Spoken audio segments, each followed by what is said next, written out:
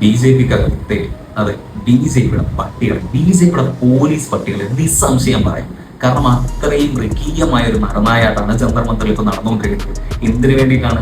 ലക്ഷക്കണക്കിന് വിദ്യാർത്ഥികളുടെ ജീവിതവും സ്വപ്നവും കഷ്ടപ്പാടും ഒക്കെ വേസ്റ്റ് ആക്കിയ, നശിപ്പിച്ച് കളഞ്ഞ, കുറ്റാരോപിതനായി നിൽക്കുന്ന, അതിന് കാരണക്കാരായ മന്ത്രി രാജിവെക്കണം എന്ന് ആവശ്യപ്പെട്ട് നടത്തുന്ന പ്രക്ഷോഭത്തിനെതിരെ, മനസ്സിലായോ, അവരെയാണ് ഈ നാരകള് അടിച്ചമർത്താൻ ശ്രമിക്കുന്നത്. ഇത് ബി.ജെ.പിയുടെ ഒരു ആസൂത്രിതമായ അടിച്ചമർത്തൽ തന്നെയാണ്. ജനുവനായിട്ടുള്ള റീസണിന് വേണ്ടിയിട്ട് പോരാടുന്ന വിദ്യാർത്ഥികളെ അകാരണം മർദ്ദിക്കുക, അവരെ ലോക്ക്ഡൌൺ ചെയ്ത് ഇന്റർനെറ്റും കട്ട് ചെയ്ത് ട്രാപ്പ് ചെയ്തിട്ട് പട്ടി അടിക്കുന്ന അടിക്കുകയാണ്. അതിൽ സ്ത്രീയെന്നോ പുരുഷനെന്നോ വ്യത്യാസമില്ല.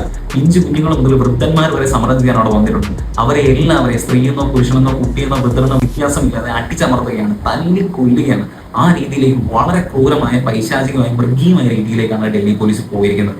അതിന്റെ കൂടെ തന്നെ നെയിം പ്ലേറ്റ് പോലും, ഒരു ഒറ്റ പോലീസുകാരനോ റാപ്പിഡ് ആക്ഷൻ ഫോഴ്സുകാരനോ നെയിം പ്ലേറ്റ് പോലും ഇല്ല. സോ ആരാണെന്ന് പോലും നമുക്ക് അറിയാൻ പറ്റില്ല. പോലീസ് എന്ന വ്യാജന ബി.ജെ.പിയുടെ ആർ.എസ്.എസിന്റെ ഗുണ്ടകൾ ഈവൻ സിവിൽ ഡ്രസ്സിൽ പോലും ലാത്തിയും പിടിച്ച് ബാറ്റണും പിടിച്ച് ക്രൂരമായിട്ട് വിദ്യാർത്ഥികളെ മർദ്ദിക്കുന്ന നമുക്ക് കാണാൻ സാധിക്കുന്നുണ്ട്. സോ പ്ലാൻ ചെയ്ത് നടത്തുന്ന ഒരു തന്തയില്ലായ്മയാണ് ഈ പരിപാടി എന്ന് ഉറപ്പായിട്ടും പറയും. ഈ വിദ്യാർത്ഥികളെ അടിച്ചമർത്തുന്നത് പ്ലാൻ ചെയ്ത് നടത്തുന്ന ഒരു തന്തയില്ലായ്മയാണ്. ഇങ്ങനെ ഈ സമരം പൊട്ടിക്കണം. വിദ്യാർത്ഥികൾ പ്രക്ഷോഭം നടത്തിയാൽ വിദ്യാർത്ഥികൾ വയലന്റ് ആയി, അതുകൊണ്ടാണ് ഞങ്ങൾ അവരെ മർദ്ദിക്കുന്നതെന്ന് പറഞ്ഞൊരു കാരണം ഉണ്ടാക്കിയിട്ട് ഇവരെ അടിച്ചുവിട്ട് മൂടിക്കുക എന്നുള്ളതാണ് ഇവരുടെ ഉദ്ദേശം എന്നുള്ളത് ഇതിനോടകം തന്നെ വ്യക്തമായിട്ടുണ്ട്. എന്നാൽ നിങ്ങൾ മനസ്സിലാക്കേണ്ട ഒരു കാര്യമുണ്ട്.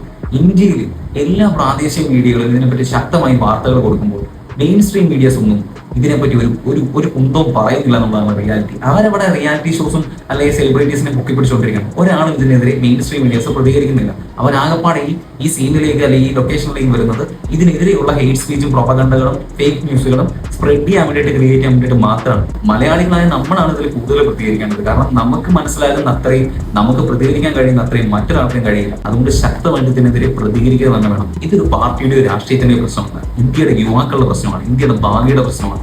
ഇന്ത്യ ഒരു ഡെമോക്രാറ്റിക് റിപ്പബ്ലിക്കാണ്. ഇവിടെ ഇനി ഏകാധിപത്യം വരണം വേണ്ട സാർ. അധിക കാലം അത് പാടില്ല സാർ. സോ അടുത്ത വീഡിയോയിൽ വീണ്ടും കാണാം. ബൈ.